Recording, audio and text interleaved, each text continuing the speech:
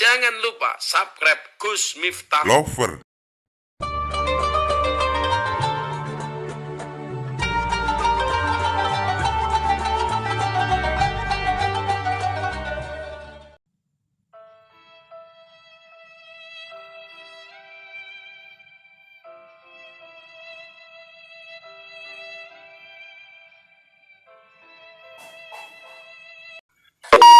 Malam hari ini bahasan kita, saya ulangi, respon Gus Miftah terhadap pernyataan Mahir Tuwailibi terhadap almarhum Gus Dur. Sekali lagi, ini saya sampaikan bukan karena saya punya masalah dengan Ustadz Mahir atau Ustadz Sony Renata, bukan karena saya mau mencari masalah dengan dia, tapi karena semata-mata rasa cinta saya dan kita semuanya terhadap almarhum Gus Dur. Yang pertama, Ustadz Mahir, saya sampaikan mohon maaf. Apa yang Anda sampaikan di cuitan Anda di Twitter itu yang kemudian menjadi viral, yang mengatakan Gus Dur sudah mati bangkai dan lain sebagainya, walaupun kemudian Anda meralat memberikan klarifikasi, itu terjadi karena Anda emosi, karena dipancing oleh saudara siapa itu saya lupa, kemudian muncul statement itu. Yang perlu Anda pahami Ustadz Mahir, bagi kami Gus Dur itu tidak hanya sekedar guru. Dalam konteks kami, guru itu dalam bahasa Arab bisa disebut sebagai mu'alim, mudarris, mu'adib, murabbi. Saya ulangi, guru itu bisa menjadi seorang mu'alim, mu'adib, mudarris, murabbi. Dan tingkatan almarhum Gus Dur itu lebih dari itu. Maka orang-orang seperti Gus Dur ini ketika kami kirim Fatihah kepada beliau, kami menggunakan istilah murabbi ruhina, murabbi ruh, pemelihara. Kenapa? Karena memang kelas dan makom beliau seperti itu. Maka begitu Anda mengatakan Gus Dur bangkai sudah mati, batang lah dalam bahasa Jawanya, itu sangat menyakiti hati kami. Karena tingkatan beliau tidak hanya mu'alim, tidak hanya mudarris, tidak hanya mu'adib, tapi Gus Dur itu merupakan murabbi ruh bagi kita semuanya, wabil khusus terhadap orang-orang Nahdlatul Ulama.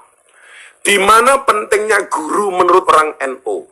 Di dalam kitab taklim, kita sering mengutarakan dalil apa? Al-ilmu bila syaikhin fasyaihu syaiton. Ilmu tanpa guru, gurunya setan. Makanya di dalam kitab taklim itu ada spesifik bab yang membahas tentang apa? Fi ta'zimil ilmi wa ahli. Bab tentang hormat kepada ilmu dan ahlinya ilmu. Di situ banyak disebutkan, umpamanya, hendaklah seorang murid tidak memanjangkan kaki di hadapan kiainya. Nah, makanya kenapa kemudian kalau saya pengajian sama jamaah sering nyindir, duduk paling depan, tungkake slonjorge, orang rumah sana tungkake meletek-meletek. Itu sebenarnya sindiran. Karena dalam kitab taklim tidak pantas seorang murid memanjangkan kaki di hadapan kiainya. Lah, karena begitu urgennya sosok guru ini sampai dikatakan oleh Sayyidina Ali kalau tidak salah, ana abdun man alamani walau harfan wahidan. Saya siap dianggap sebagai abdun, kawulo. Bagi siapa? Man. Bagi siapapun alamani yang memberikan ilmu kepada saya walau harfan wahidan, walaupun cuma satu huruf saja. Karena begitu luar biasanya seorang guru itu. Bahkan Umar mengatakan, saya siap membayar guru dengan 1000 dirham untuk satu ilmu. Maka begitu Anda mengatakan Gus Dur seperti itu, kami sebagai orang yang mencintai Gus Dur, muhibbinnya Gus Dur, sangat sakit hati. Saya memahami kemudian ketika Anda mengatakan, oh ini saya emosi, gara-gara dipancing oleh begini dan sebagainya. Mohon maaf. Ya, kalau kemudian emosi, Anda boleh menghina Miftah. Kamu boleh mencaci Miftah. Oh Miftah bosok, bajingan, kere, dan sebagainya. Silakan. Tapi ketika kaitannya dengan Gus Dur, Anda lupa. Gus Dur itu tidak hanya sekedar kiai bagi kami, Gus Dur itu tidak hanya sekedar guru bagi kami, tapi Gus Dur itu sekaligus guru bangsa bagi kami. Dan Anda jangan lupa Ustadz Mahir, Gus Dur itu seorang presiden. Presiden yang secara konstitusional diakui oleh undang-undang. Presiden keempat Negara Kesatuan Republik Indonesia. Artinya apa? Ketika Anda menghujat Gus Dur, Anda tidak hanya menghujat Gus Dur sebagai guru bangsa, sebagai seorang kiai, tetapi Anda juga menghujat Gus Dur sebagai kepala negara, sebagai mantan presiden, atau presiden keempat Negara Kesatuan Republik Indonesia. Maka kami sangat menyayangkan apa yang sampean katakan kepada almarhum Gus Dur. ketika kemudian orang rame-rame menghujat antum ketika sakit, setiap kali pengajian, saya selalu mengatakan kepada jamaah saya, tolong jangan hujat Ustadz Maher. Itu bukan akhlaknya Rasulullah. Tolong jangan hujat Ustadz Maher. Karena itu bukan akhlaknya orang Nahdlatul Ulama. Karena itu bukan akhlaknya santri. Anda bisa lihat di beberapa YouTube pengajian yang mungkin diposting sama para YouTuber itu. Saya selalu mengatakan, jangan menghina Ustadz Maher. Beliau sakit, bila perlu didoakan. Bila perlu didoakan. Bagaimanapun juga beliau adalah orang Islam. Maka begitu saya mendengar tulisan itu, membaca tulisan itu di Facebook dan di grup-grup WA, betapa kemudian saya sangat kagetnya ketika kemudian Anda menghujat Gus Dur seperti itu. Na'udzubillah min dalik, summa na'udzubillah min dalik. Maka lumrah sebenarnya ketika orang kayak saya ini emosi, tapi saya nahan. Gak pantas lah kiranya saya harus teriak-teriak macam-macam. Tapi yang perlu Anda pahami, tolong penghinaan Anda terhadap Gus Dur, Anda segera insaf. Minta maaf kepada keluarga, kepada zuriyah. Minta maaf kepada orang-orang NU yang selama ini sangat-sangat memposisikan Gus Dur. Bahkan mohon maaf, menurut kami Gus Dur itu tidak hanya sekedar kiai, tapi beliau juga wali. Ala inna awliya Allah la khaufun alaihim wa lahum yahzanun. Begitu istimewanya Gus Dur di mata kami. Kalau kemudian Anda ingin tahu fakta betapa Gus Dur itu hebat, kita lihat makamnya Gus Dur. Jarang ulama-ulama kekinian yang kemudian makamnya itu diziarahi sebanyak makamnya Gus Dur. Saya dulu pernah diprotes Santin Jombang, gara-gara apa? Saya pernah mengatakan makamnya Gus Dur itu dalam 1 bulan bisa nyumbang panti asuhan 150 juta. Begitu saya masuk ke Tebuireng, saya sowan di sana, saya Jumatan di sana, pengurus makam ini mengatakan kepada saya, Gus Miftah salah. Hari ini makamnya Gus Dur hasil dari kotak infak yang ada di makam Gus Dur yang tidak sama sekali diambil oleh Pondok Tebuireng, sama sekali tidak diambil oleh pengelolanya, itu disumbangkan kepada panti asuhan 1 bulan minimal 300 juta. Harusnya kita malu sama almarhum Gus Dur. Sudah meninggal, sudah wafat, sudah tidak ada, sudah berbaring di alam barzah, 1 bulan masih bisa nyumbang 300 juta. Coba, orang seperti ini masih Anda sepelekan. 1 hari 5.000 orang yang ziarah ke makamnya Gus Dur di hari-hari biasa. Bahkan kalau weekend bisa jauh lebih dari itu. Dan Anda tahu, apakah Gus Dur hanya memberikan manfaat dari nilai kotak infak yang ada di makamnya beliau? Anda salah. Berapa travel bis yang kemudian bisnya laku gara-gara pengen ziarah kepada Gus Dur? Berapa restoran yang kemudian laku, dijual, dibeli makanannya gara-gara mereka berangkat ziarah ke makamnya Gus Dur? Berapa pom bensin yang laku bensinnya gara-gara bisnya beli di SPBU itu?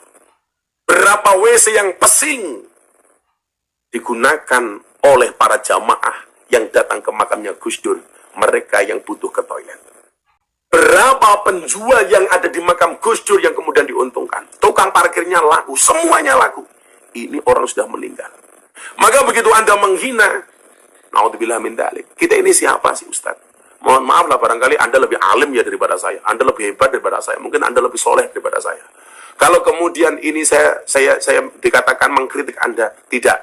Konteks saya adalah watawassaw bil haq, watawassaw bis sabr. Kalau saya salah, silakan Anda kritik saya. Besok lagi kalau Anda emosi, tolong yang dihina jangan Gus Dur, cukup saya saja. Silakan saya dicaci maki, Miftah bajingan, Miftah kiainya lonte umpamanya, atau kiainya begenggak, kiainya PSK, anak dunia malam. Bahkan saya disebut sebagai presiden para pendosa, saya nggak ada urusan. Tetapi kalau kaitannya dengan Gus Dur, berapa muhibbinnya Gus Dur yang kemudian kecewa dengan apa yang Anda katakan. Bagi kami, beliau wali. Dan bagi orang-orang Nahdlatul Ulama, guru itu sangat signifikan. Karena perintah Allah dalam Al-Quran, Fas'alu ahla dzikri in kuntum la ta'lamun. Maka pertanyaan kepada ahli dzikir ketika kamu tidak mengetahui sebuah persoalan. Dan kelas Gus Dur itu subhanallah.